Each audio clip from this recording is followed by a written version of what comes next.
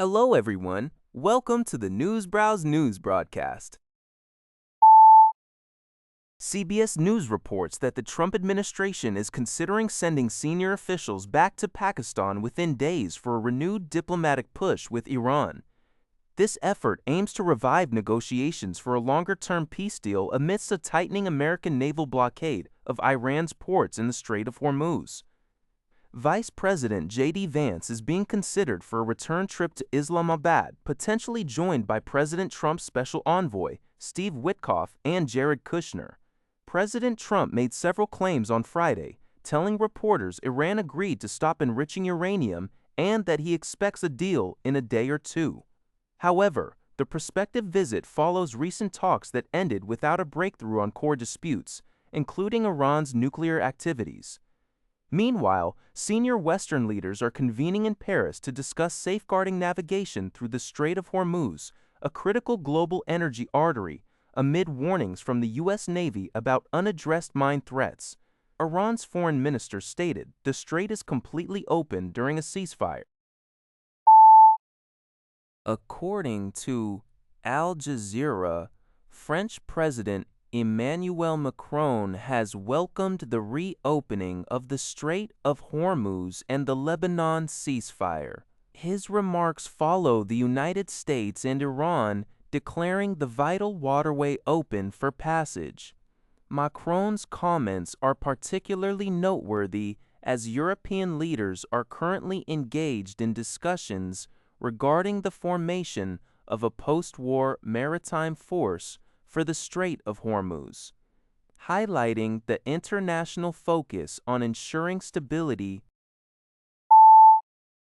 Xinhua reports that U.S. President Donald Trump announced on Friday that a peace deal with Iran is largely finalized, with talks for a lasting agreement potentially happening this weekend in Pakistan.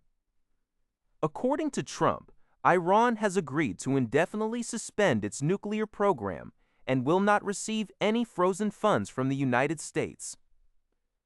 He also stated that the U.S. would acquire all of Iran's nuclear dust. While the Strait of Hormuz is now open for full passage, Trump indicated that a naval blockade targeting Iran would remain until the transaction is fully complete. However, Iran has not yet confirmed the claimed concessions, particularly regarding its nuclear program. The semi-official Tasnim news agency cited an informed source warning that Iran would consider a continued U.S. naval blockade a violation of the ceasefire, potentially leading to the closure of the waterway. UPI reports that researchers in Chile have identified a unique area beneath the capital, Santiago, experiencing persistent micro-earthquakes for over 3 decades. This marks the first documented case worldwide of such continuous seismic activity. The tremors, occurring at depths of 12.4 to 18.6 miles, 20 to 30 kilometers, typically register below magnitude 3.0, making them imperceptible to the local population. According to Leoncio Cabrera, an academic at the Pontifical Catholic University of Chile, this phenomenon is not linked to aftershocks but to long-term geological processes within the continental plate, possibly involving fluid release from rocks under pressure. The study, published in Seismological Research Letters, recorded 1,389 events between 2017 and 2025, with historical data suggesting the activity has continued for over 30 years. This discovery offers a natural laboratory for scientists to study Earth's crustal deformation and energy release, providing valuable insights into potential long-term earthquake probabilities, though no immediate cause for alarm is indicated. Al Jazeera reports that Pakistan is actively mediating a potential nuclear compromise between the United States and Iran as a crucial April 22 ceasefire deadline approaches. U.S. President Donald Trump optimistically stated that a deal is very close, claiming Iran agreed to forego nuclear weapons and surrender its enriched uranium. Trump even expressed willingness to visit Islamabad to sign an agreement.